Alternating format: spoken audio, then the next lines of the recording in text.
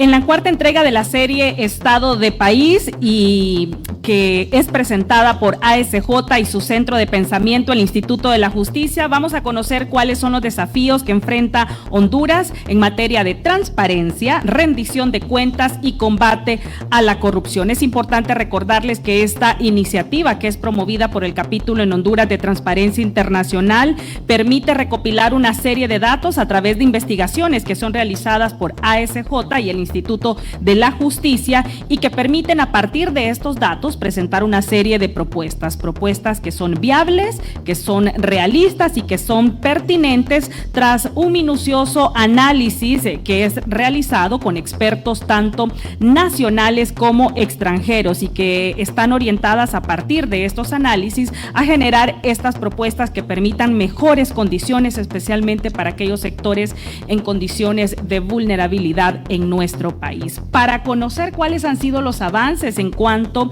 al combate a la corrupción, estamos honrados de contar esta mañana con la presencia de los siguientes expertos. Hoy nos acompaña la diputada del Congreso Nacional, abogada Fátima Mena, a quien invitamos para que nos acompañe en este panel.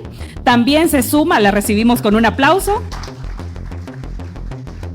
Se suma también a este panel de la cuarta entrega Estado de País, Democracia y Transparencia, el analista político Luis León, a quien agradecemos también su presencia esta mañana. Licenciado León, gracias por estar con nosotros.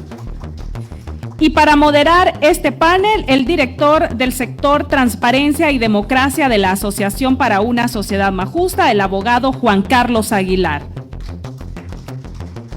Será precisamente el abogado Aguilar quien nos compartirá cuáles son los avances más importantes y desafíos en materia de democracia y transparencia, y en la medida que conozcamos los resultados de estos hallazgos más relevantes, estaremos conociendo cuáles son las valoraciones de nuestros expertos. Abogado Juan Carlos, le cedo el uso de la palabra. Muchas gracias, Jessica. Buenos días a todos los invitados que nos visitan el día de hoy aquí en las oficinas de ASJ, a los colegas de los medios de comunicación, y pues agradecer también a Luis y a Fátima por haber atendido esta invitación precisamente para comentarnos el día de hoy esta radiografía de país, esta radiografía en temas de transparencia, esta radiografía en temas de lucha contra la corrupción y sobre todo la situación, ¿no?, de la democracia en el país, orientada y basada en datos, sobre todo, que creo que eso es uno de los elementos más importantes que tiene Estado de País, que tiene ASJ, y es que toda la información, todo lo que se plantea, todo lo que se maneja está basado única y exclusivamente en datos que se desprenden precisamente de cada una de las instituciones, tanto nacionales como internacionales. Entonces, para esta entrega, nosotros hemos denominado Estado de País, Democracia y Transparencia, y el combate a la corrupción en pausa, al menos durante el año 2023. Hay que esperar este 24 y 25, ¿no?, que son estos dos últimos años de este gobierno, precisamente para ver cuáles son esos avances, ¿no?, que esperemos existan, esperemos que exista esa celeridad, ¿no?, y sobre todo esa voluntad política.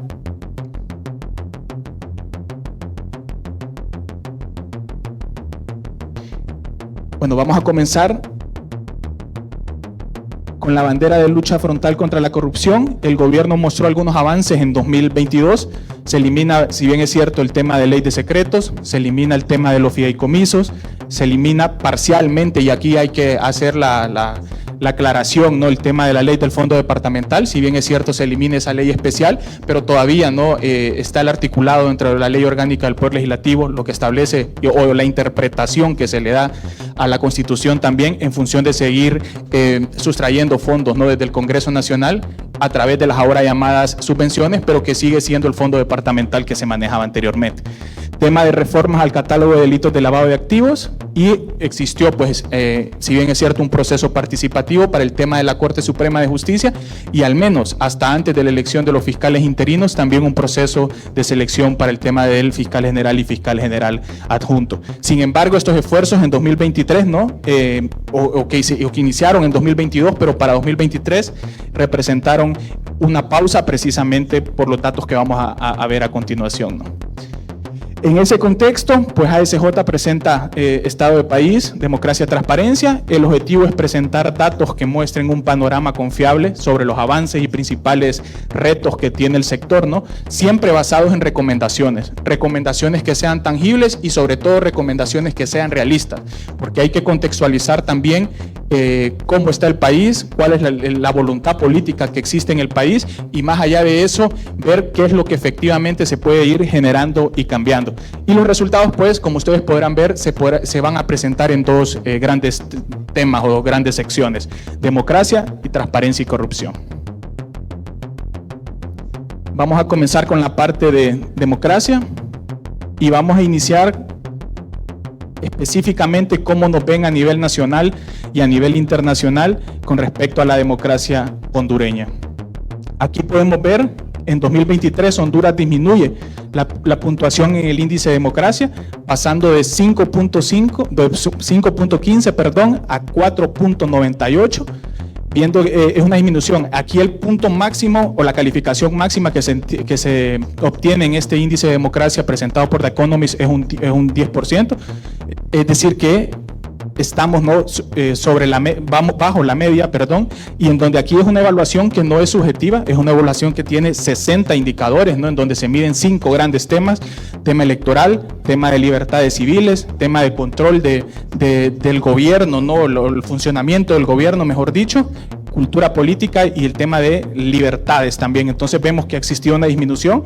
Es una calificación y una posición, ¿no? También que ubica a Honduras en la posición 95 de 167 países, y a pesar de que habían existido leves mejorías en años anteriores, pues para este año 2023 existe una baja y pues coloca con 4.98 de 10 puntos posibles al país. Lo mismo ocurre con el tema de The World Justice Project, que es el índice de Estado de Derecho. Este índice de Estado de Derecho pues nos coloca siempre solo por encima a nivel regional al menos, o al nivel de Centroamérica, solo por encima de Nicaragua. Como en los índices ya parece una costumbre ver Honduras, Nicaragua, Venezuela, si lo vamos un poquito más a nivel de Latinoamérica, e incluso el caso haitiano. Aquí la evaluación o la puntuación máxima es 1 punto. Honduras pues tiene hoy por hoy 0.41, que es como que hablemos de un 41 de 100%, ¿no? Si lo llevamos a esa escala de 0 sobre 100. Aquí la evaluación que hace The World Justice Project son 8 grandes factores, de los cuales se desprenden 44 subfactores para temas torales importantes. Y aquí creo que el más importante que tenemos que destacar es el tema ausencia de corrupción, porque ahí es precisamente donde el país siempre está aplazado, siempre representa, ¿no? Un retroceso lejos de poder avanzar.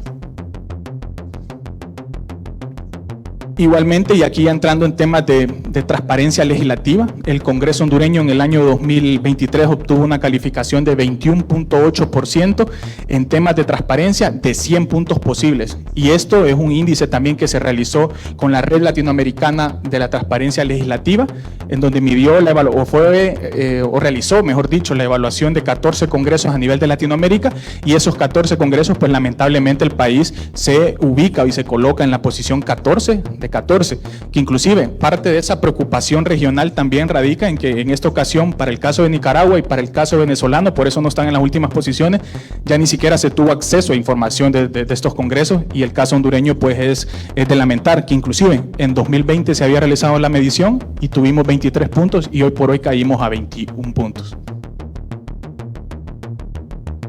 Y más a nivel local, y que esto es una pregunta que planteaba el sondeo de opinión pública del ERIC.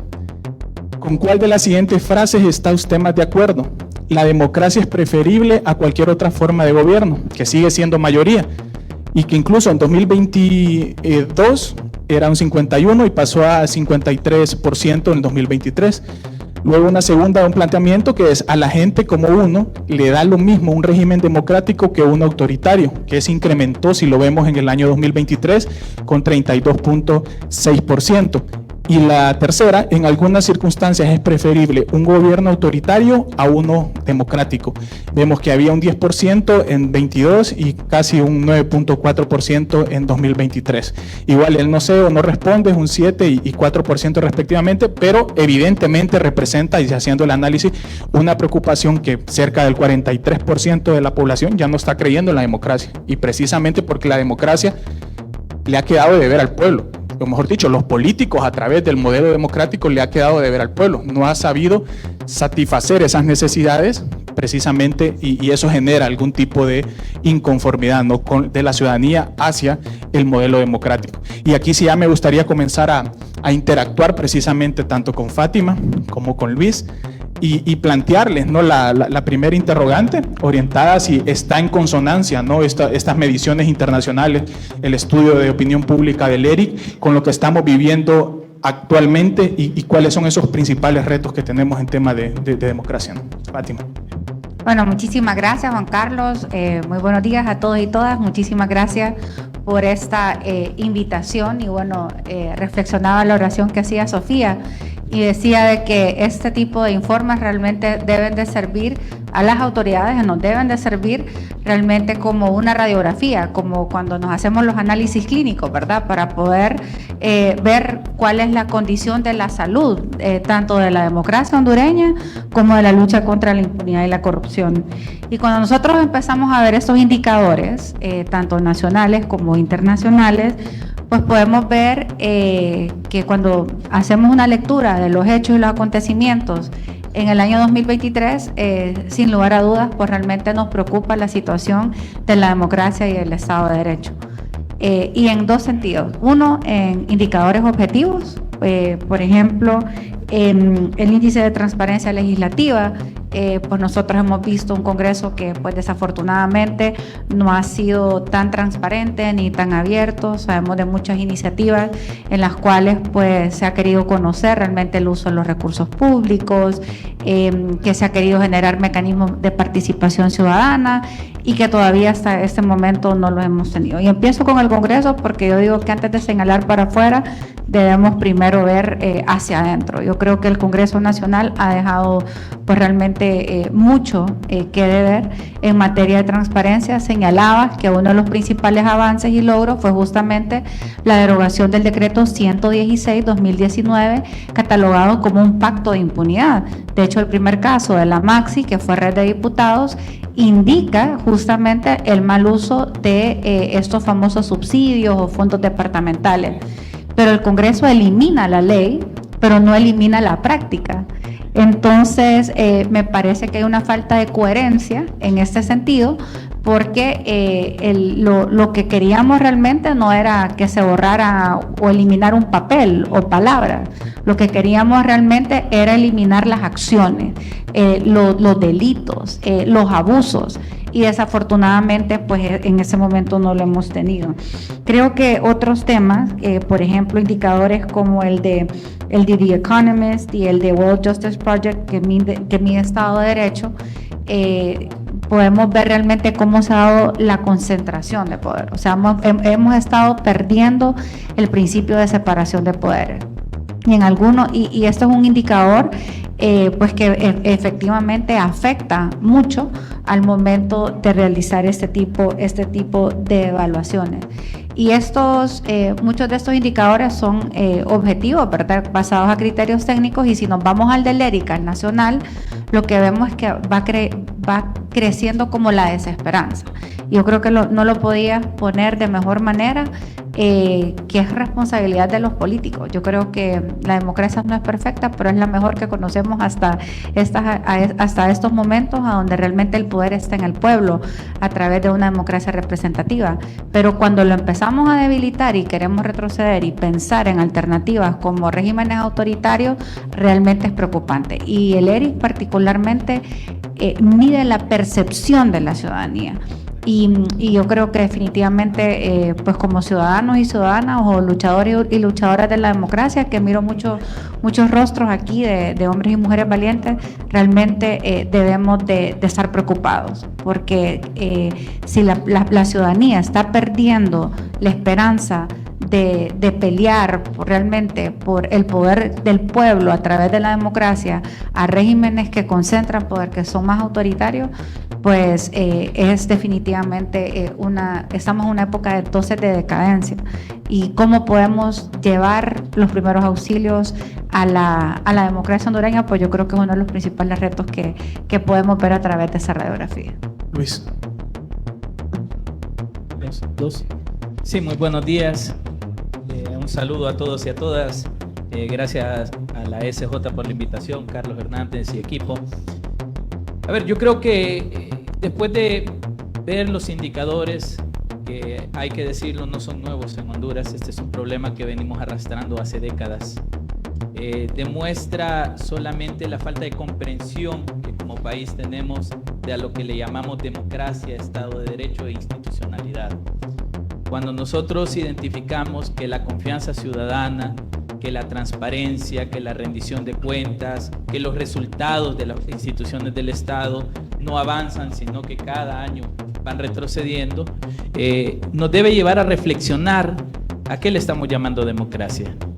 Me llama mucho la atención el indicador que habla de que un 53 punto y algo de personas siguen creyendo en la democracia como el medio de gobierno o el medio de funcionamiento de Estado más adecuado, que se coteja con lo que el Latinobarómetro demostró en su último estudio. En Latinoamérica seguimos viendo la democracia como la mejor opción de gobernanza, pero la pregunta es ¿a qué le llamamos democracia? A ir a votar cada 4 años y ceder el poder y después andar exigiendo que cumplan con promesas que por naturaleza deben cumplir. A mí me parece que requerimos un cambio de pensamiento social en entender que la democracia se basa cuando todos y todas somos iguales, cuando tenemos los mismos derechos, cuando tenemos las mismas obligaciones, cuando tenemos los mismos compromisos. Y es ahí donde siento que fallamos como país y estos indicadores aparecen. Porque cuando cedemos el poder, no se lo cedemos a personas que entienden qué es lo que van a ir a gobernar, qué es lo que van a ir a ejecutar y sobre todo a quién deben beneficiar.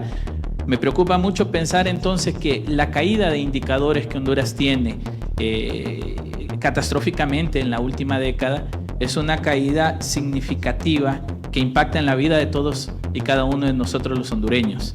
Somos nosotros los que sufrimos la desesperanza, como mencionaba Fátima. Somos nosotros los que 8 de cada 10 hondureños no creemos en los políticos ni en los partidos políticos, pero seguimos creyendo en la democracia y seguimos dando el voto en el marco de creer en la democracia.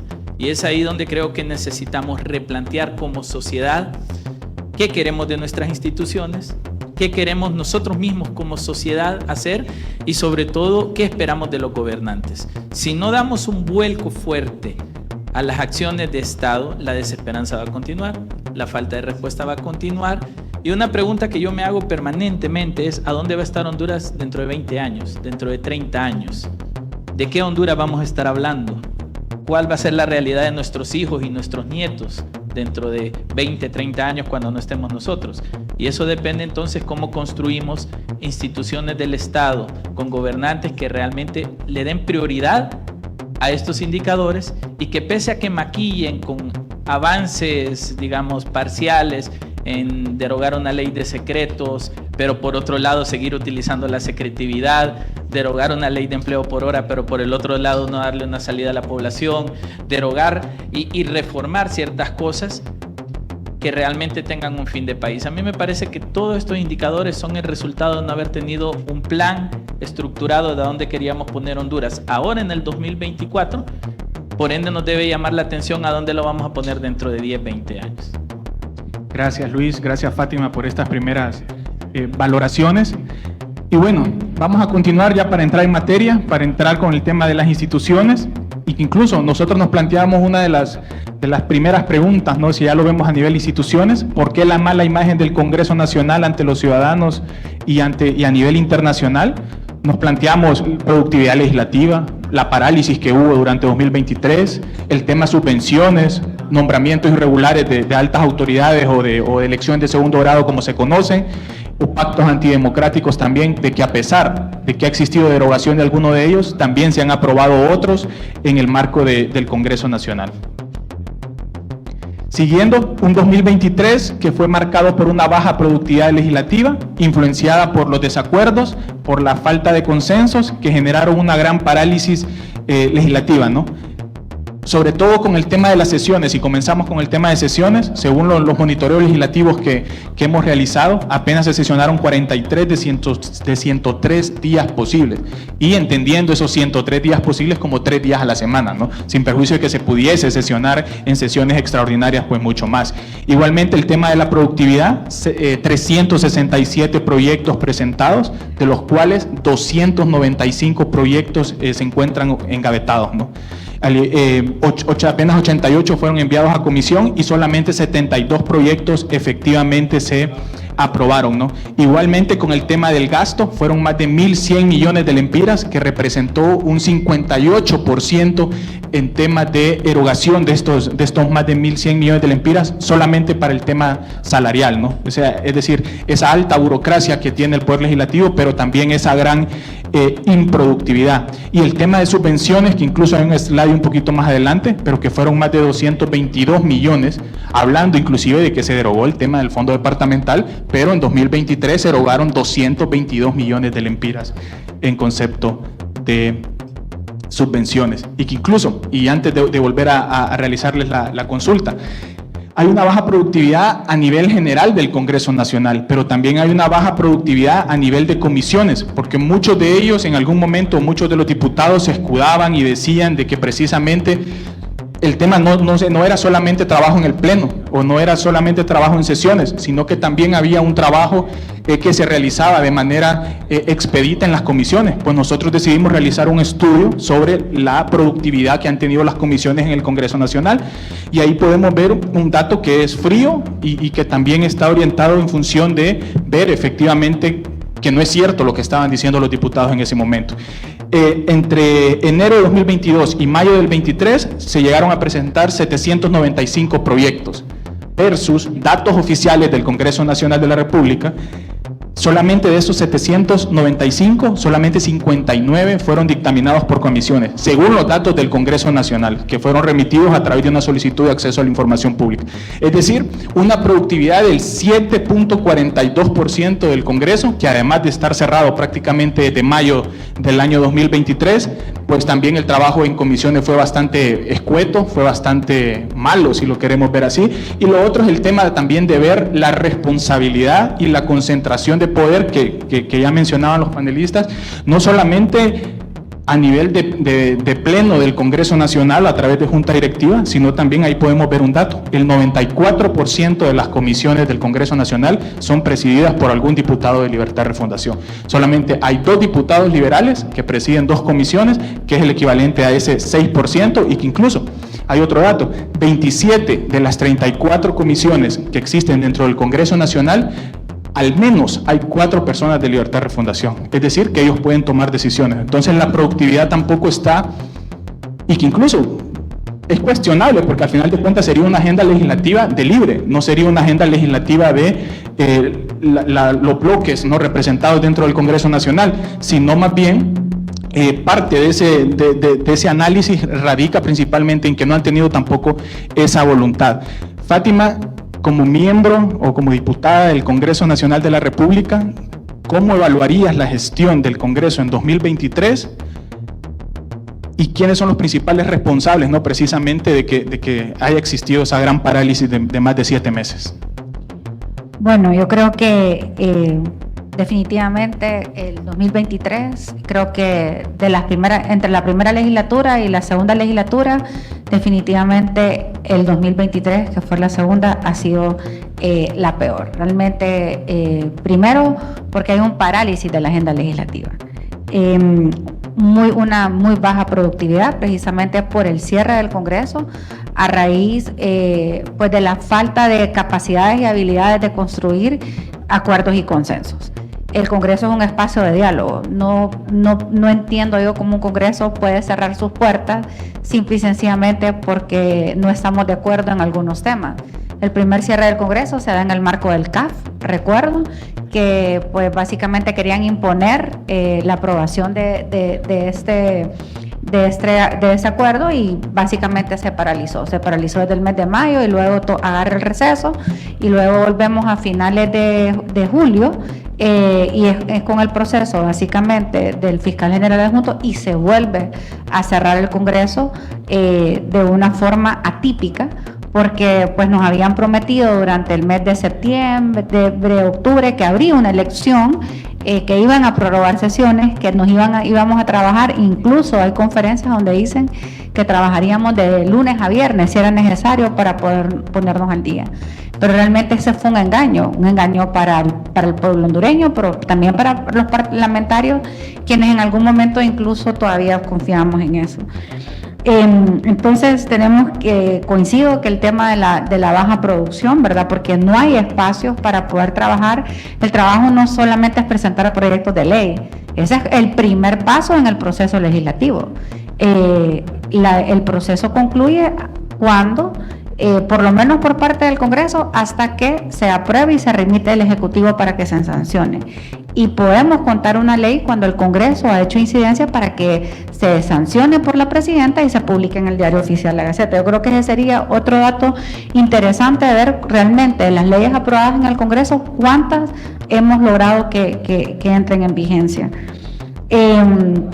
Yo creo que otro hecho que realmente inició desde el proceso pasado es la repartición del poder. Pensábamos que este Congreso le iba a apostar a procesos transparentes y a elección basadas en mérito.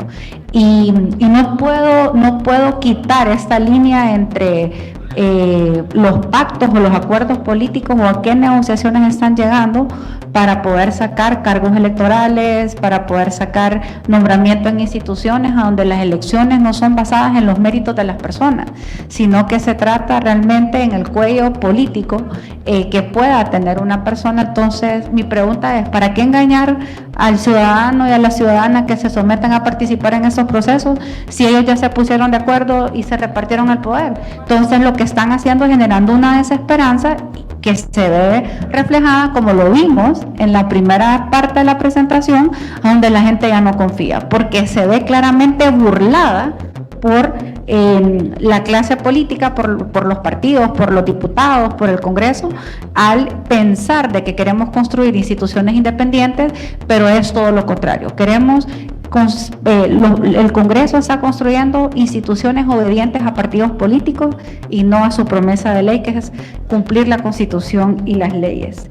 Entonces, esta dinámica, y me voy a concentrar en el Congreso, se debe a la Ley Orgánica del Congreso Nacional. O sea, yo creo que ahí está el problema y ahí podría estar realmente la solución.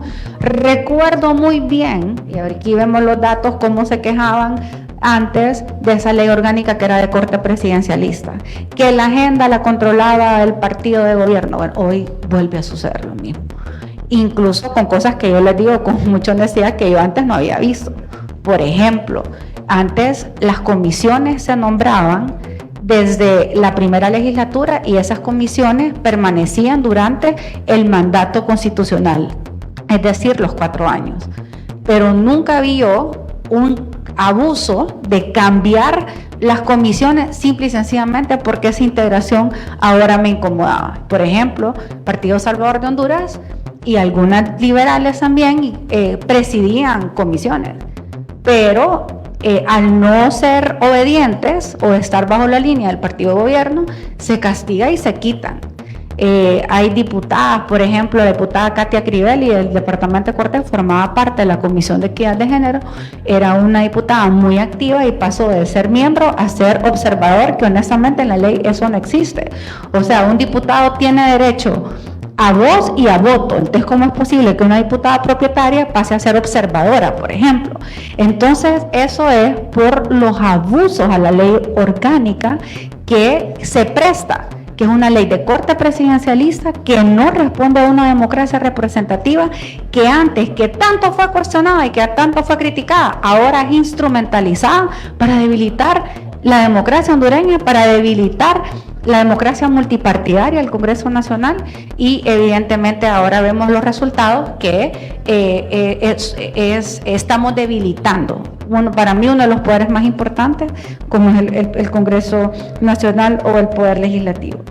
Y luego, esto también ha permitido los abusos en los manejos de recursos, que yo creo que no han medido que el poder es efímero.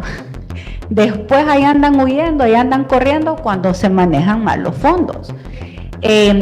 La ley, el decreto 116 habla sobre la ley del fondo departamental, que además se reformó la ley orgánica a donde dicen, o le dieron para mí los diputados están para legislar, el que quiere ejecutar recursos que vaya al Ejecutivo, que busque una secretaría, pero no es el Congreso el lugar.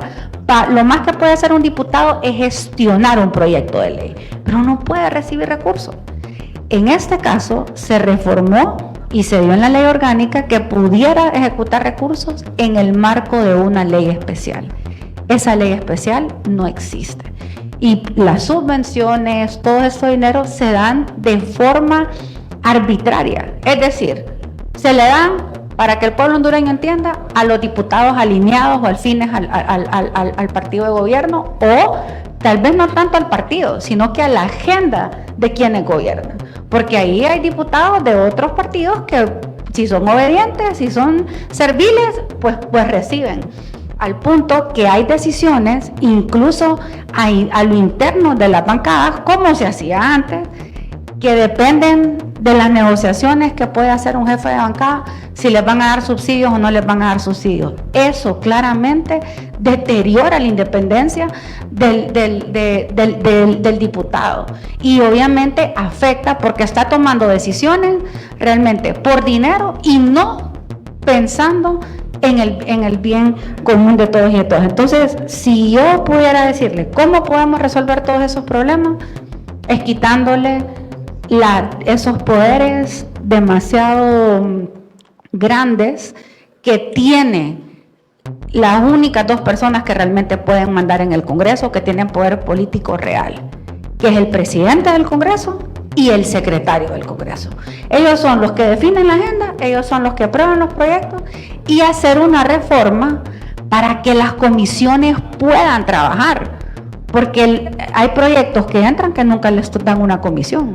O, por ejemplo, se ha repartido dinero en subvenciones, pero todavía las comisiones no tienen un mecanismo en conocer cuáles son las agendas, cuáles son los proyectos, cuáles son los plazos para que una comisión pueda pronunciarse. Entonces yo creo que lanzo el reto para estos espacios para que le podamos apostar a una nueva ley orgánica del Poder Legislativo. Gracias, Fátima. Luis, de manera puntual, ¿qué mensaje le manda a la ciudadanía el Congreso Nacional, considerando que es el primer poder del Estado, considerando que es la representatividad de la democracia ahí, y considerando también de que tienen o tuvieron la oportunidad o tienen todavía en estos 2 años el Congreso más ponderado y balanceado de la historia en función de las cuotas político-partidarias?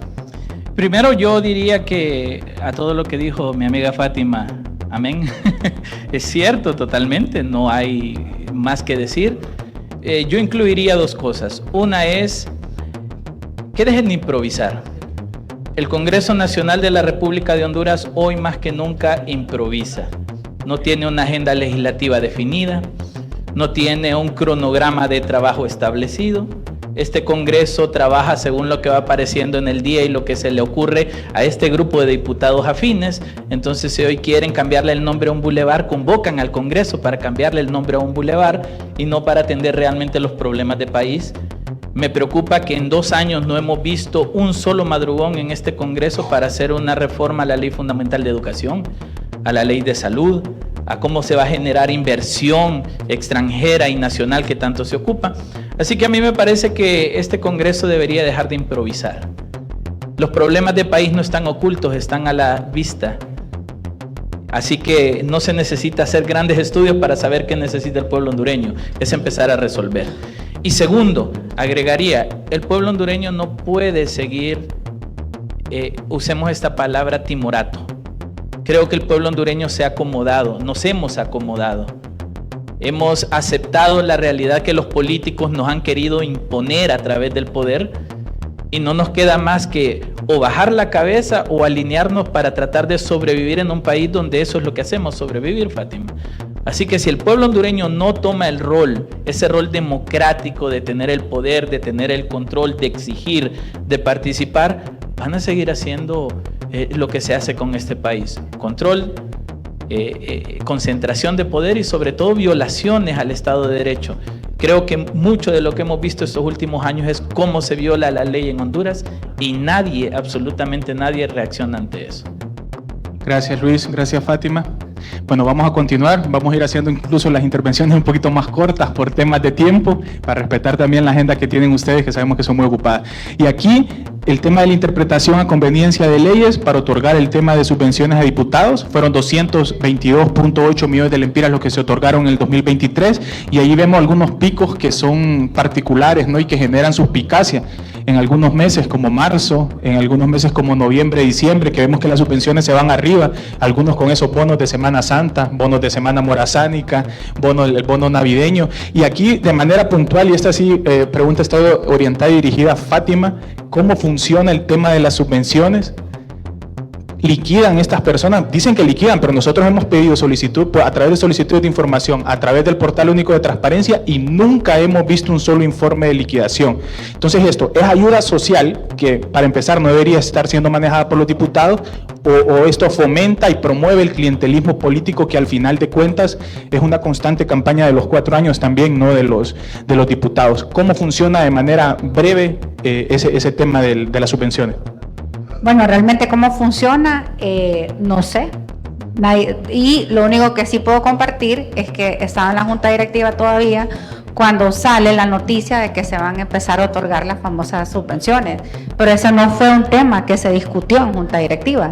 Y en una reunión se hizo el reclamo, bueno, que cómo es esto, y la respuesta del presidente que esa era una decisión que él tenía, basado en las potestades como presidente del Congreso. Entonces, por lo menos en el tiempo, durante las primeras 2 legislaturas, es una decisión unilateral del presidente del Congreso, que pues ha definido él un mecanismo que nadie lo conoce, solamente mediante el acuerdo directo que hace el presidente del Congreso con el diputado a quien le otorga las subvenciones. Puedo también compartir de que en algún momento compañeros diputados que cuando se hizo este ofrecimiento aceptaron, como por ejemplo el diputado Tomás Ramírez, cuando pues él no acompañó en algunas votaciones, simple y sencillamente le pararon, ya no se le daba. Entonces este es un ejemplo de muchos que podemos citar de que evidentemente es una forma de extorsionar o chantajear, y hay que decirlo, de comprar voluntades para que una persona o un diputado responda a través de sus votos y su conducta o sus declaraciones a la línea oficialista. Gracias, Fátima. Vamos a continuar entonces.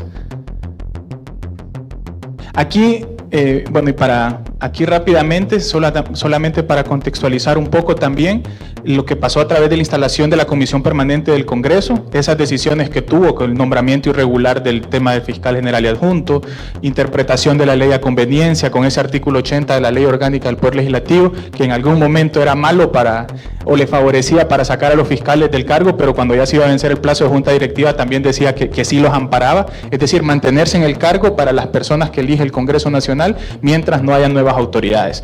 Tema de violencia política, vimos lo que pasó con algunas de las bancadas de oposición, agresión de colectivos, el cierre también del mismo Congreso, denuncias incluso ante el Ministerio Público para la diputada Irosh Kelbir y el diputado de Cortés Marlon Lara, Figueroa por el tema de usurpación y la ingobernabilidad en el Congreso, ¿no? Sin sesiones, sin avances, sin acuerdos, y que incluso esa parálisis que tuvo el Congreso se extendió a las instituciones de control, porque en febrero de 2023 el abogado Roy Pineda fue electo magistrado de la Corte Suprema de Justicia y dejó su cargo como magistrado del Tribunal Superior de Cuentas, que incluso lo nombraron recientemente. Es decir, todo el 2023 el Tribunal de Cuentas pues estuvo acéfalo en esa parte, porque es un órgano colegiado para tomar decisiones. Lo mismo con el Tribunal de Justicia Electoral. En un primer momento la abogada Gaudí Bustillo, renuncia al tribunal porque es electa como magistrada de la Corte Suprema. Luego muere lamentablemente el abogado Ernesto Paz. en donde precisamente pues ya el Tribunal de Justicia Electoral solo contaba con una magistrada propietaria. En mayo de 2023, siguiendo esa línea, se tuvieron que haber electo los comisionados de la Unidad de Política Limpia que fueron electos recientemente, es decir, esa parálisis que tuvo todas estas instituciones. Y a septiembre también de 2023, parte de esos desacuerdos que ha tenido el Congreso Nacional, pues nombra de manera irregular el tema del fiscal general y fiscal general adjunto. Entonces, Luis, y aquí de manera puntual también, ¿cómo ha sido ese manejo, ¿no? Y que es claro también con respecto a las elecciones de segundo grado? Es un hecho indiscutible que las elecciones de segundo grado en Honduras se volvieron la metodología para distribuir el poder, para hacer negociaciones políticas y acuerdos políticos, sino precisamente para buscar el fortalecimiento institucional y las personas adecuadas para la gestión pública. En ese sentido, yo creo que toda esa línea de tiempo que hemos visto en este momento refleja las etapas en las cuales se ha ido haciendo las negociaciones políticas, que tampoco debemos verlas del todo mal.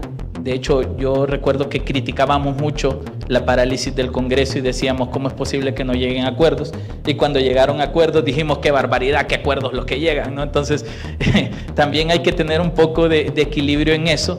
Es claro que una elección de segundo grado conlleva distribución de cuotas de poder, y lastimosamente después de la reelección inconstitucional de 2017 se alinearon los marcos jurídicos en Honduras para que haya un tripartidismo prácticamente consolidado, y lo que demuestra la consolidación de este tripartidismo es que en esa parálisis legislativa no se avanzó porque uno de los tres no estaba de acuerdo. Se llegó al acuerdo, se eligió en un tiempo récord. Yo no había visto una elección de segundo grado de forma masiva como se hizo, así que hay que entender que mientras no se hagan cambios, reformas al estamento legal y sobre todo la democratización del sistema, vamos a seguir jugando en las negociaciones entre tres poderes políticos que realmente quieren mantener un status quo, pero también ciertos niveles de gobernanza según las distribuciones que ellos hacen. Así que yo lo que diría en conclusión es que el Congreso se ha vuelto una oficina de acuerdos, negociaciones y distribuciones del poder en Honduras. Gracias, Luis. Bueno, vamos a continuar y aquí ya entramos a la parte de transparencia y lucha contra la corrupción. Vamos a ser breves, como nos ven también a nivel nacional e internacional a través de índices como el de Transparencia Internacional, Cuenta del Milenio, el mismo The World Justice Project. Y aquí vamos a ver de manera clara y que esto no necesita mayor explicación. Recientemente, en enero de este año, también nosotros realizamos la presentación. Honduras continúa estancado en tema de lucha contra la corrupción a través de este índice de percepción de la corrupción. Tenemos una calificación de 23 puntos de 100 puntos posibles. Se sigue esa misma línea, ¿no?, con el tema de la cuenta de milenio. Para el año 2023 ya eran 14 años, ¿no?, que Honduras estaba fuera de la cuenta del milenio, y precisamente porque se reprobaban, ¿no?, gran parte de esos indicadores relacionados al tema de corrupción, como la efectividad del gobierno, tema de Estado de Derecho, las libertades, el control de la corrupción como tal, ¿no?, en donde pues lamentablemente se han dejado de acceder, ¿no?, precisamente a cientos de millones de dólares por quedar fuera de esa cuenta del milenio. Lo mismo de qué piensan los ciudadanos en ese sentido con respecto al tema de ausencia de la corrupción en los últimos años. Vemos un estancamiento también, 0.32 en este índice de Estado de Derecho, que también es uno de los factores, ¿no?, que representa ese 0.32, sería un 32 de 100 prácticamente, si lo ponemos en una escala mucho más entendible. Y aquí caemos a la parte del ERIC, qué piensan los ciudadanos de la corrupción en las instituciones y particularmente los partidos políticos para el tema del año 2023. La percepción en temas de corrupción con respecto a partidos políticos aumentó, es cerca de un 73%. El Congreso disminuyó un tanto, orientado quizá puede ser por el tema de la misma parálisis, aumentó en el tema del gobierno central, si vemos, un 54% considera de que existe corrupción en las principales secretarías de Estado. Tema Corte Suprema de Justicia sí disminuyó un tanto, quizá por el nombramiento de nuevas autoridades, quizá por las nuevas acciones que ha tenido, la reconfiguración, y creo que sigue la misma línea del Ministerio Público, en donde también ha existido.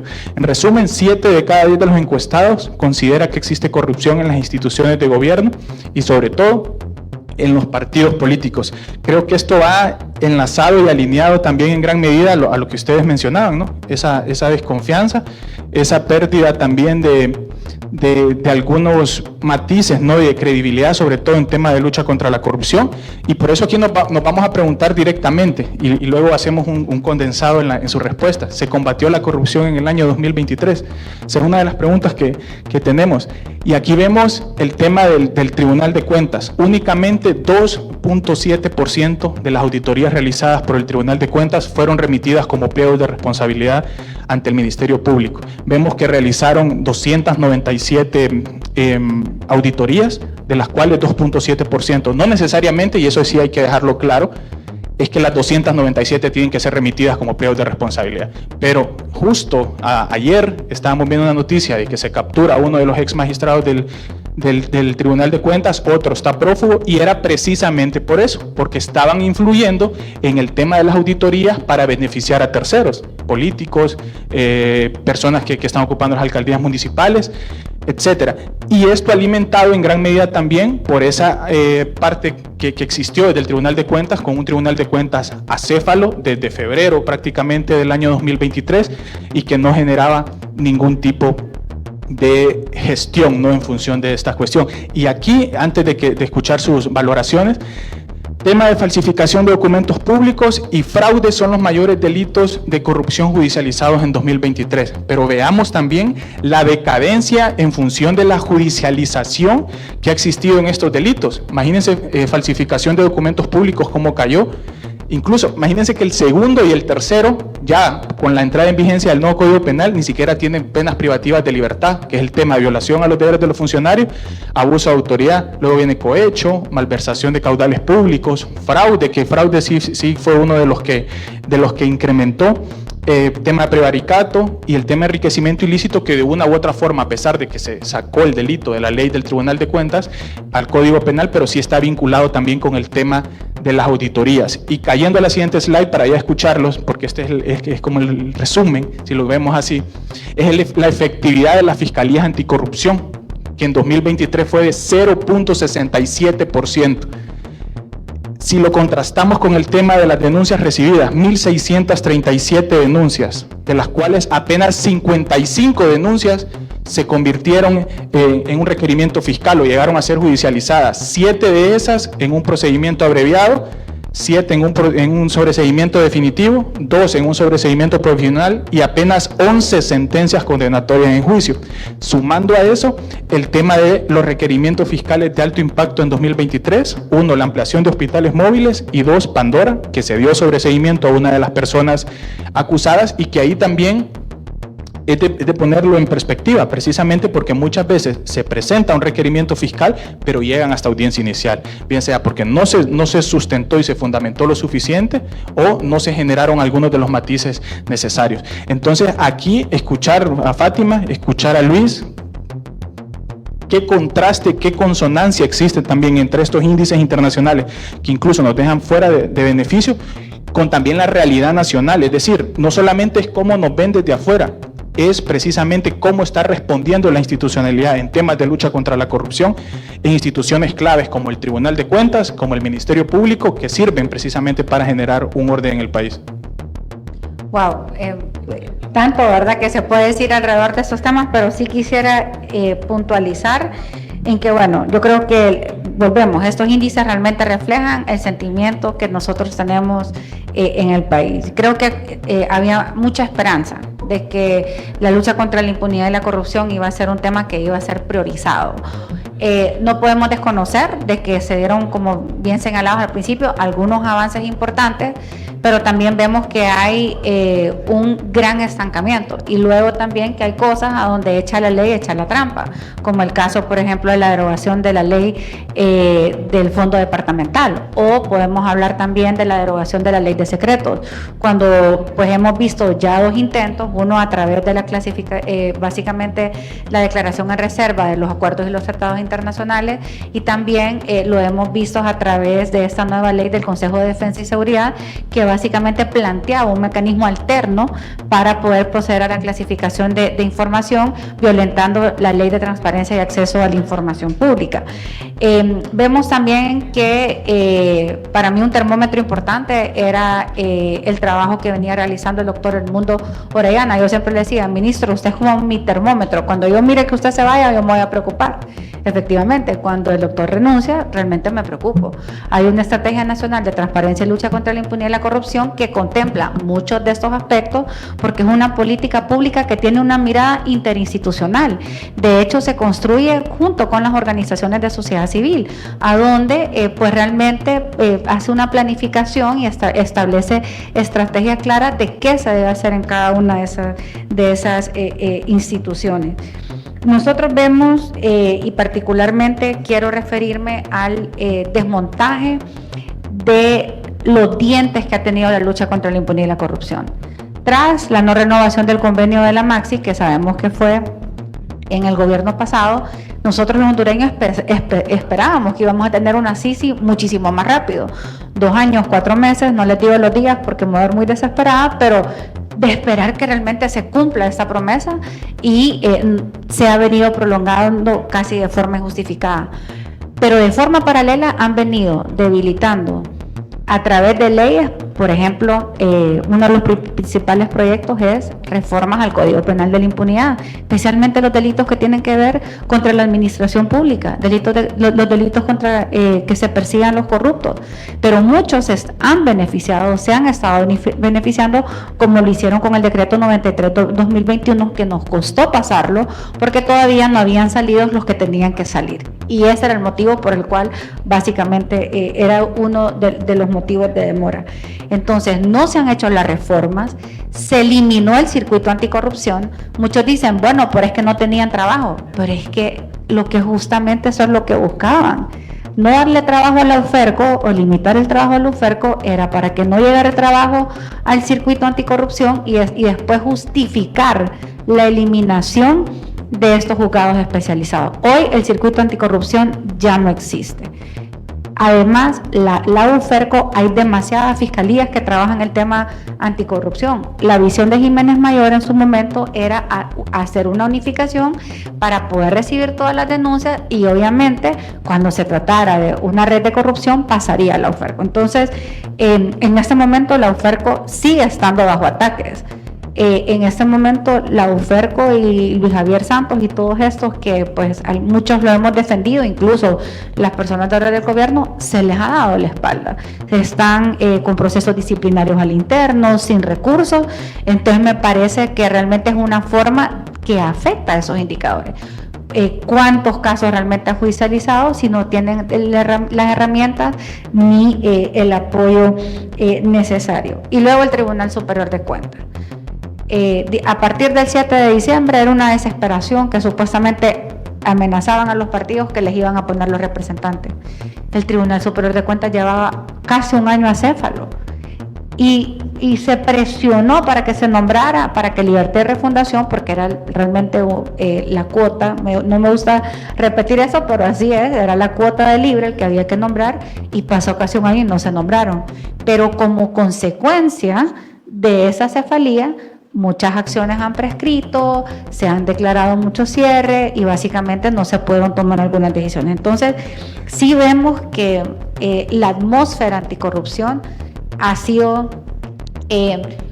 no ha sido apoyada, lo cual claramente representa un debilitamiento, y los avances que esperábamos o que como ciudadanos realmente no han sido los que se podía dar en un contexto donde se nos había dicho que íbamos a contar con todo el apoyo y todo el respaldo en materia de lucha contra la impunidad y la corrupción. Sí. Luis, de manera general, ¿qué nos indican estos índices internacionales y también los resultados a nivel interno, a nivel de la institucionalidad hondureña?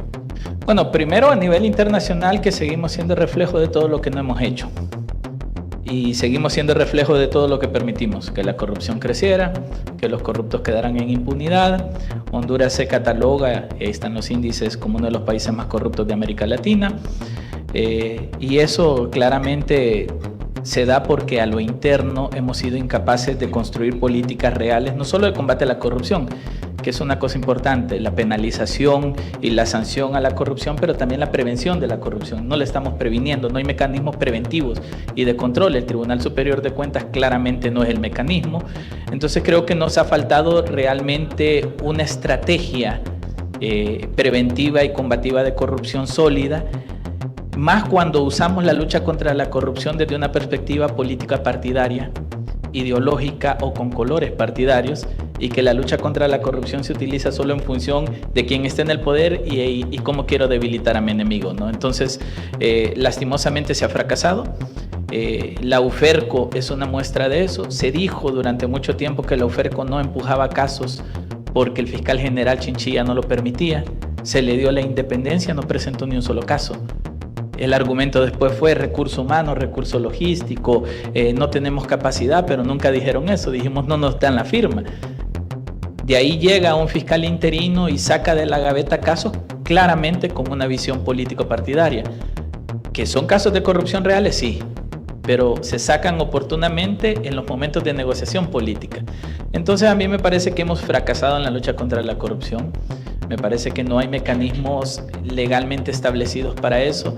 La tardía llegada de la CICI es una señal clara de que este va a ser un problema de mediano y largo plazo para Honduras, y sobre todo no ver una institucionalidad comprometida con el bienestar del país, que al final el Ministerio Público debería ser el responsable de eso y no lo está haciendo. Gracias, Luis. Y bueno, ya continuamos, ya para ir cerrando ya con esta última parte ya de tema transparencia. Y me gustaría antes ver esta parte de demandas activas y promovidas contra el Estado. Vemos que en el 2022, con el cambio de gobierno, hubo cerca de 4.000 demandas, en su mayoría y más del 90% por despidos laborales injustificados. El procedimiento no se realizó de una buena manera. 2023 baja, pero igual se mantiene en más de 2.800. Y aquí un dato a destacar también, y es que se han pagado 2.348 millones desde el Estado en el año 2022 en concepto de demandas, como les decía, en su mayoría por despidos injustificados, y para el 2023 se han pagado 1.621 millones de lempiras, también en concepto de demandas, que al final de cuentas eso es una gran cantidad de dinero, es una ejecución negativa, porque todo ese dinero se puede haber invertido en temas de políticas públicas. Luego seguimos, y Fátima decía que no se quería ver desesperada, pero nosotros sí estamos desesperados en este caso por el tema CICI. Los hondureños tenemos 796 días esperando la instalación de la comisión y simplemente nos han ido dando a tol con el dedo con firmas y ampliaciones del memorándum, algunos pronunciamientos de Naciones Unidas y respuesta del gobierno de Honduras, visita de expertos, pero nada en concreto. Más bien la respuesta que hemos tenido durante la semana anterior ha sido una respuesta de secretividad, ha sido una respuesta de embargar todo este tema de las negociaciones, y que lo vemos más orientado a otros asuntos, y que la CICI pues se involucró y se incluyó en ese mecanismo, pero también ante la incapacidad que ha tenido el gobierno de la República para traer la CICI. No vamos a profundizar en la CICI porque tenemos un evento para el próximo martes que están invitados, en donde vamos a hacer un análisis exclusivo para este tema, ¿no?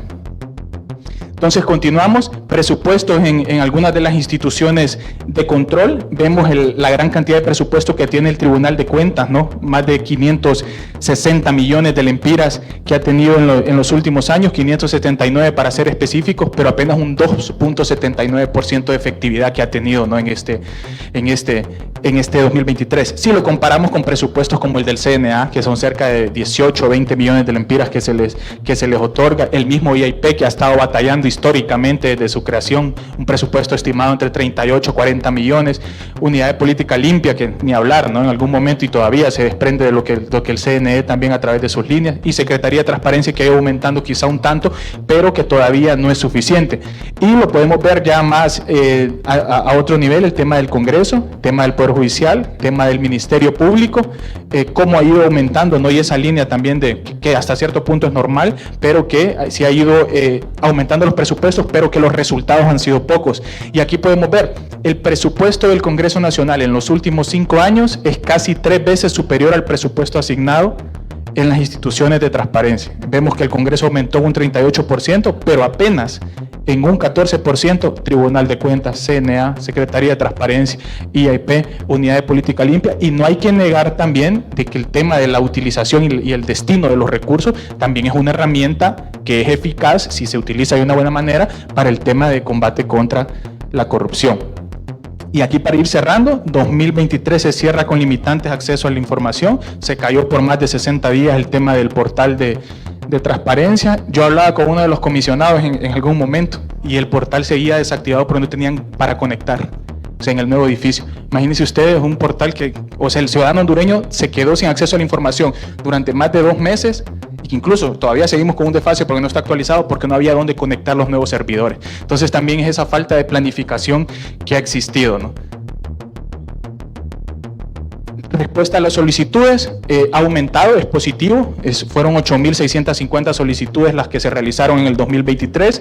La respuesta inclusive a través del portal único de transparencia fue de un 76.9. Evidentemente hay un 24% todavía que hay por mejorar y que son situaciones, ¿no?, en el tema de derecho de acceso a la información pública, uno como una herramienta de control social, como una herramienta para exigir una rendición de cuentas, pero también para poder realizar estudios y presentaciones como la que estamos el día de hoy, ¿no?, que es precisamente con este tema de acceso a la información. Y aquí ya está una de las últimas, la suspensión temporal de los compradores certificados, que es uno de los elementos que disminuyen y restan con el tema de lucha contra la corrupción. Esto fue entre noviembre y diciembre del 2023. Ante esa suspensión temporal, hubo decretos de emergencia, hubo contrataciones directas en temas de salud, en temas de seguridad, en temas de educación, pero sobre todo eso contribuyó para que los niveles de ejecución presupuestaria llegaran a un 90%. Y no solamente ejecutar por ejecutar, ejecutar basado en un plan y ejecutar basado en solventar las necesidades de los ciudadanos. Entonces, hay una de las preguntas que nos hacemos es si hubo competitividad y transparencia en estos procesos de contratación pública.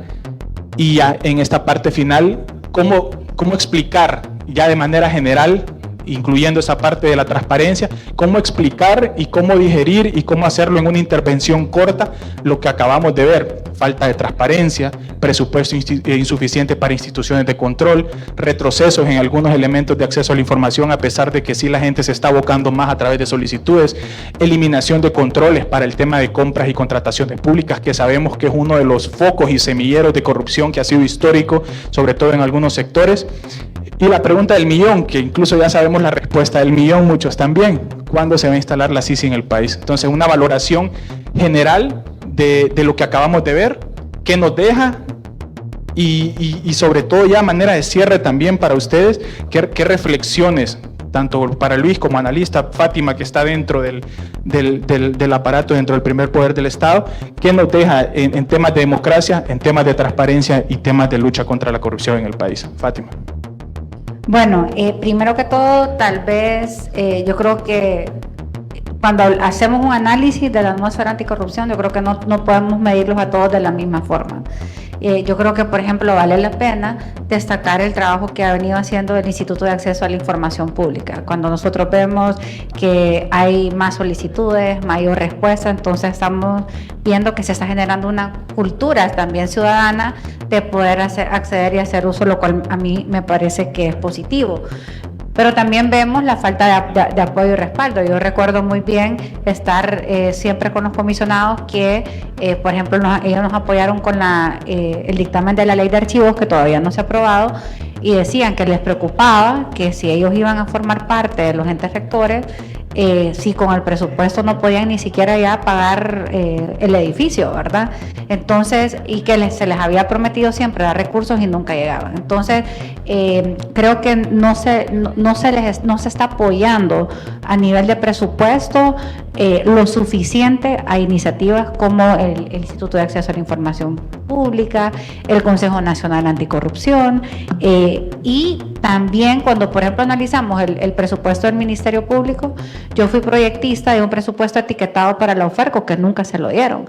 El presupuesto etiquetado, por ejemplo, para las mujeres, que no es el punto, pero muchas veces dicen, no, es que tiene un montón de presupuesto el Ministerio Público, pero ¿cuánto le están dando para la investigación de muertes violentas para las mujeres? ¿Cuánto le están dando para la OFERCO para que realmente puedan realizar su operación? Entonces, creo que hay temas sensibles que mientras pues se hace tal vez una reforma integral a las leyes de cómo operan estas instituciones, los presupuestos etiquetados para que puedan operar en estas unidades, en el caso de la UFERCO, en el caso de las auditorías, en el Tribunal Superior de Cuentas, que también vemos que el presupuesto es elevado, pero realmente cuánto están destinando para las auditorías. Y además de eso, ¿cómo se hace la elección? En una auditoría forense que se realizó ya por el 2015, recuerdo que señalaban que la capacidad del Tribunal Superior de Cuentas era únicamente fiscalizar el 20% de los sujetos obligados. Pero no es lo mismo un funcionario público, un diputado, un alcalde, un regidor, alguien que administra grandes cantidades de dinero versus a un empleado tal vez de cargos, mandos intermedios, que no es que no lo vayan a hacer, pero en una estrategia debe ir orientado a que los recursos fiscalicen realmente a quien tiene más el control del dinero. Así que pues yo creo que otra alarma importante, creo que la señalabas, es que incluso la suspensión temporal de compradores certificados se hizo a través de una circular. O sea, violentaron la ley a través de una circular para poder proceder a hacer compras directas y obviamente se presta para la corrupción. No puedo decir que es corrupción todavía porque todavía creo que no hay una auditoría forense, pero si se investiga y miremos cómo se da, yo estoy seguro que van a llegar a estos actos irregulares, lo cual pues al final nos preocupa porque vemos estas malas prácticas. O sea, se están generando, pese a que hay una ley, no se sigue, se generan mecanismos alternos para la compra, las adquisiciones y evadir pues estos procedimientos. ¿Y cuándo se va a instalar la CICI? Sé que es un tema para el próximo foro, pero yo creo que cuando realmente se sienta la demanda ciudadana, porque ha sido la gran ausente en toda esta discusión. Lo hemos mantenido en foros y siempre estamos hablando los que ya estamos convencidos que las queremos, pero la ciudadanía todavía no se ha hecho sentir. Miraba que en la primera slide salíamos muchos ahí, los indignados, los de las antorchas, que dejamos colores políticos para demandar que se cumpliera una exigencia ciudadana. Esa voz es la que todavía no se siente lo suficientemente fuerte, Juan Carlos. Gracias, Fátima. Luis. Bueno, yo concluiría que definitivamente la lucha contra la corrupción no es una prioridad. O sea, no solo, yo estoy de acuerdo, presupuesto es fundamental, porque de ahí date el recurso humano, logístico, operativo y todo lo demás, pero también el contexto legal. La ley de acceso a información pública, de transparencia y acceso a información pública es una ley desfasada totalmente. Lo que por artículo 13 y 14 hay que publicar no es lo que representa la necesidad del pueblo. La ley de política limpia no se ha aprobado, sigue adscrita a la ley electoral. Creo que hace falta mucha voluntad y mucho interés en el tema, más allá del discurso bonito y político y somos transparentes y queremos Honduras, realmente traducirlo en acción. Y yo concluiría que todo eso que está en ese listado de cosas, ¿por qué? ¿Por qué no? ¿Por qué? Es porque al final no les interesa a ellos ser fiscalizados, no les interesa a ellos ser investigados, nos interesa a nosotros que somos víctimas de las malas decisiones de ellos. Así que parte del cambio para estas cosas es cuando el pueblo asuma sus roles, cuando haya un relevo generacional en la política, cuando más jóvenes, cuando más mujeres se involucren y tomen el control de esto, porque ya está probado que los que están no lo quieren hacer. Bueno, muchas gracias, Luis, y antes ya de cerrar con las conclusiones y recomendaciones que va a hacer don Carlos, agradecerles a ustedes nuevamente por estar presentes, por atender el llamado que les ha realizado ASJ para estar en este estado de país, democracia y transparencia. Muchas gracias, Fátima, muchas gracias, Luis. Muchísimas gracias una vez más a nuestros panelistas, la diputada en el Congreso Nacional Fátima Mena, también el analista político Luis León y desde luego también el agradecimiento al director de Democracia y Transparencia de la Asociación para una Sociedad Más Justa, el abogado Juan Carlos Aguilar. Han sido los resultados más relevantes del estudio Estado de País, el combate a la corrupción en pausa. ¿Cuáles son las recomendaciones que surgen a partir de estos hallazgos y las conclusiones más relevantes? Escuchamos a continuación al director ejecutivo de ASJ, don Carlos Hernández.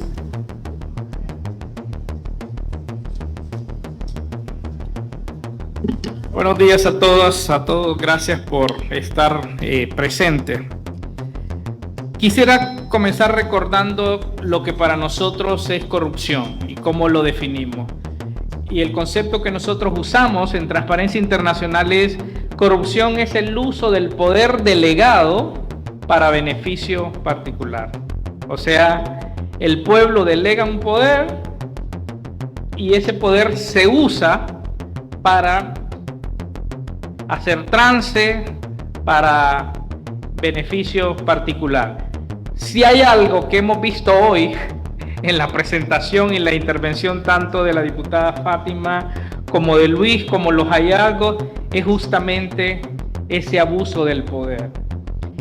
Y el día de ayer la Corte Interamericana dio un mensaje al país y condenó al Estado de Honduras justamente porque desde el Congreso Nacional, embriagados por el poder, tomaron una decisión destituyendo a 4 magistrados y al final usted y yo y todos tendremos no solamente que sufrir la vergüenza. Una vez más el Estado de Honduras es condenado, es uno de los estados más condenados en los últimos años desde la Comisión Interamericana, sino que también hay que hacer una acción monetaria que saldrá también de recursos nuestros. Entonces, a veces se dice no hay corrupción, es que no hay escándalos de corrupción, pero si hay algo que está presente es el abuso de poder y esa concentración que al final tristemente pareciera ser que es una práctica y está tan normalizado,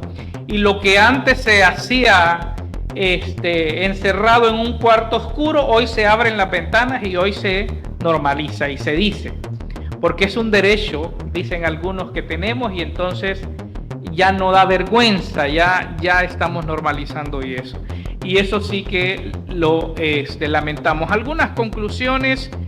Yo digo, la democracia en Honduras está en agonía, y Fátima lo decía muy bien cuando decía hay que darle oxígeno.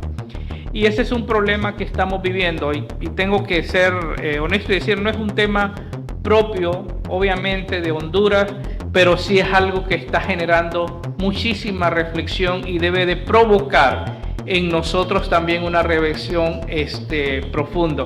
Y esto, hay algunos signos que vimos acá en Honduras. Este tema de la parálisis, obviamente el Congreso, ese espacio de negociación, de discusión, de debate, desaparece, y claro, hay ese ingrediente que ahora se le pone, que es el tema de la violencia, o sea, es el temor. Cuando hablo con algunos diputados y diputadas, incluso dicen, nos da temor que podemos ser agredidos, y esto es una muestra que es algunas prácticas que van escalando, y sí, esto genera una preocupación, y esto se ve reflejado entonces con los índices internacionales. Cuando usted ve el índice de Estado de Derecho, ¿qué es Estado de Derecho? Es el cumplimiento de la ley, y esto es lo que nos está diciendo: en Honduras no están cumpliendo la ley, ni siquiera llegamos al 50%, no se cumple la ley, se violenta la ley y se impone al final el criterio, que es el criterio partidista, que ha sido una norma en el país, pero ahora con otros ingredientes, que es la cercanía. ¿Qué tan cerca estoy del poder? Este es el tema de los subsidios. ¿Quién recibe subsidios en el Congreso? El que está cerca del poder. Entre más cerca, así es el valor también. Ese es el otro asunto, ¿verdad? Son 100,000 empiras si estás un poco a unos... pero si estás cerquita es posible que sean 300. Y así es esto. Y eso sí, obviamente, es una situación lamentable. Todos los índices internacionales, miren, ustedes fueron testigos la escalada de ataques que sufrimos y que experimentamos cuando divulgamos el índice de percepción de corrupción. El tema es que después de esto vinieron otros más, y todos tristemente nos están diciendo que algo no anda bien, y esto debería de provocar una reflexión profunda. Como lo decía bien Fátima, si me hago un examen y no salgo bien, no debo de atacar al médico que me da el resultado, sino que debo de ver cómo logro enfrentar eso, y esa es la idea. Entonces, el retroceso que hay en transparencia, ponderamos la derogación de la ley de secreto, pero aquí los periodistas, amigos que están presentes, se dan cuenta de la lucha que hay y que tenemos que hacer para poder accesar a información. O sea, este es un debate fuerte que tenemos que enfrentar, y hay que, ojalá se pueda avanzar. El tema de fortalecer la normativa. Hay una norma una frase que nosotros decimos, miren, el tema de contrataciones directas en Honduras lamentablemente siempre ha sido sinónimo de corrupción. Sorpréndase que hay secretarías de Estado donde la norma fue compra directa. O sea, la norma fue compra directa, todo por compra directa, decreto, y ya la ley de contratación del Estado establece cuáles son los criterios para declarar una emergencia. Ausentes todos los criterios, pero al final se impone. Bueno, vamos a ver qué vemos dentro de unos cuantos años. Hoy, algunos que actuaron de manera discrecional hace unos cuantos años, o están huyendo, o están nerviosos, o están en prisión. Y yo siempre digo, este es el relevo. Y por eso es que hablamos de la importancia de una comisión internacional para que nos ayude a transformar este sistema, porque no podemos vivir en estos relevos de que en estos momentos son unos y en el próximo otros, y solamente estamos cambiando del corrupto y de color. Eso no puede ser, el país no va a avanzar así. Tenemos que crear sistemas de integridad que nos permitan cuidar los pocos recursos que tiene el país, porque cada vez son menos recursos, tenemos que cuidarlos. No se trata de tener las cárceles llenas de corruptos, se trata de ver cómo establecemos mecanismos de prevención y de integridad.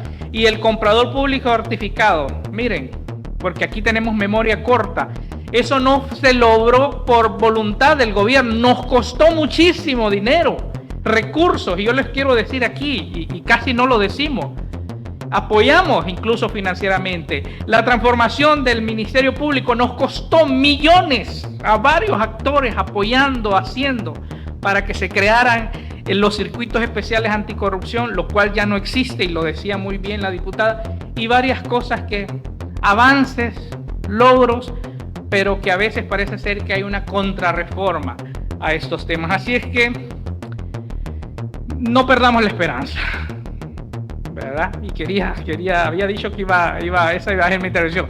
No perdamos la esperanza, más bien que estos datos nos ayuden a nosotros para que desde nuestro espacio tratemos de actuar con integridad y tratemos de impulsar políticas que al final generen un cambio verdadero en el país. Porque al final del día, el país nos pertenece a todos.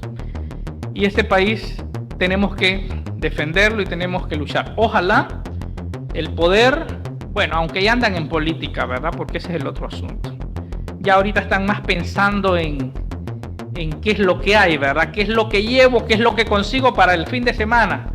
Para la bolsita, para la brigada médica, con qué medicamento. O sea, tristemente es la realidad y es lo que estamos viendo. Pero bueno, si hay espacio, porque sabemos que nos monitorean, entonces si hay espacio a la señora presidenta, al presidente del Congreso Nacional, que le apoyábamos cuando era oposición, y que le ayudábamos a construir sus recursos y todo lo que hacía, que se presentaba en contra de estas cosas que están pasando. Entonces hay que traerle a la memoria eso, porque ahora desde el poder tiene la gran oportunidad de hacer lo que en aquel momento hacía. Pero ojalá podamos tener información de cómo se están administrando y a quién le están dando los subsidios y cuánto. Y ojalá no tengamos las sorpresas que en el pasado hemos tenido con estos recursos, y que podamos hacer un cambio para beneficio del país. Gracias a todos por su participación, gracias por estar. Estos son datos, quiero hacer énfasis, todo es en base a la información pública, todo lo que hay, y eso es lo que aprendemos a hacer con este espacio. Gracias.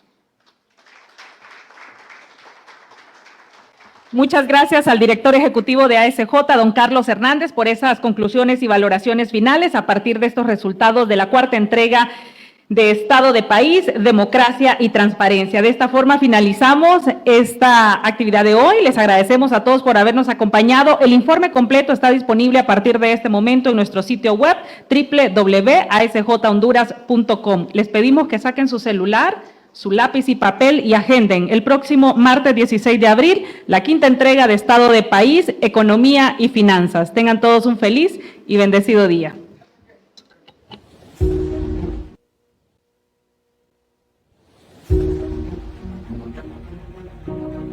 Te invitamos a seguirnos en nuestras redes.